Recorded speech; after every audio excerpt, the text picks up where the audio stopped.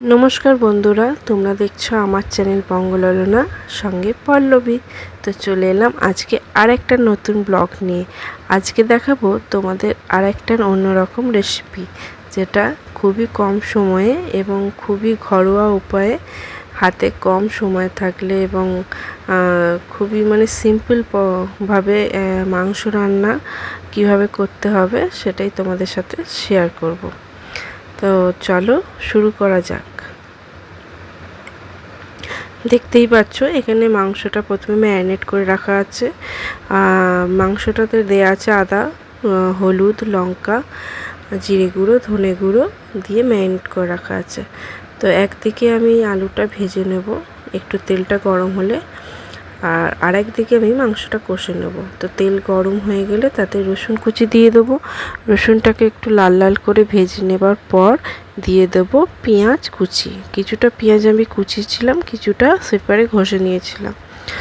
তো ওটা লাল লাল হয়ে ভাজার পর দিয়ে দেবো একটু চিনি, যাতে পেঁয়াজটা খুব তাড়াতাড়ি লাল হয়ে যায়। লাল লাল হয়ে ভাজার পর দিয়ে দেবো ম্যারিনেট করে রাখা মাংসটা। তো এর মধ্যে একটু লেবুর রসও দেওয়া ছিল।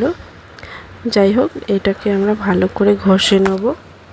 খুব ভালো করে কষতে হবে, যাতে মাংসটা কষতে কষতেই 70% সেদ্ধ হয়ে যায়। তো দেখো, আমি অনেকক্ষণ ধরেই মাংসটা কষবো। একটু ঢাকা চাপা দিয়ে দিয়ে কষতে হবে।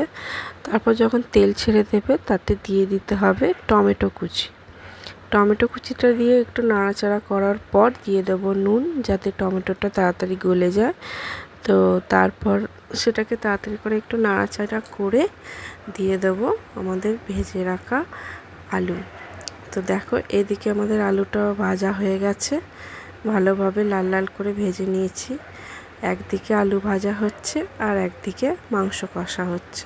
খুবই তাড়াতাড়ির মধ্যে হয়ে যায়, হাতে কম সময় থাকলে এইভাবে তোমরা অবশ্যই ট্রাই করো, দেখবে খেতেও সুস্বাদু হয় আর চটজলদি রান্নাটাও হয়ে যায়।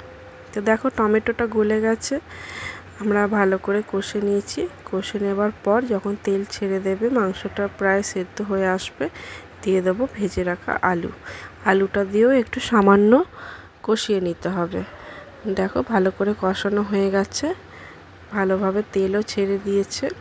তো অবশ্যই চাপা দিয়ে দিয়ে কষতে হবে, যাতে মাংস এবং আলু দুটোই ভালোভাবে অর্ধেক 70% মতো যেন সেদ্ধ হয়েই যায়। তো যাই হোক, আমাদের এখানে হয়ে গেছে। দেখো, তেল ছেড়ে দিয়েছে গা থেকে। ভালোভাবে অনেকক্ষণ ধরে আমি কষিয়েছি। যত কষাবে মাংস, দেখবে খেতে তত টেস্ট হবে। তুমি যেভাবেই করো না কেন, খুবই সুন্দর এবং সুস্বাদু খেতে হয়। দেখো, এখানে হয়ে গেছে, দিয়ে দিলাম জল। ব্যাস, এবার যে যেরকম ঝোল রাখতে পছন্দ করো সেই রকম জল দেবে। তো আমরা এখানে ভাত দিয়ে খাবো, যে কারণে একটু ঝোল ঝোল রাখতে হয়েছিল। তো হয়ে গেলে, সেদ্ধ হয়ে যাওয়ার পর দিয়ে দেবো সামান্য ধনে পাতা কুচি। ধনে পাতা কুচিটা দিলে খেতে ভালো লাগে, সেই কারণে আমরা দিই। অনেকে না খায় না, তারা নাও দিতে পারো, এটা অপশনাল, দিতেও পারো আবার নাও পারো। তো যাই হোক, দেখো কি সুন্দর টকবক করে ফুটছে না, আর আলুও প্রায় ভালোভাবে সেদ্ধ হয়ে গেছে। তো এবার আমরা করে দেব গ্যাসের ফ্লেমটাকে অফ। এবার ব্যাস, সার্ভ করে দিলেই তৈরি আমাদের গরম গরম লাল লাল মাংসের ঝোল।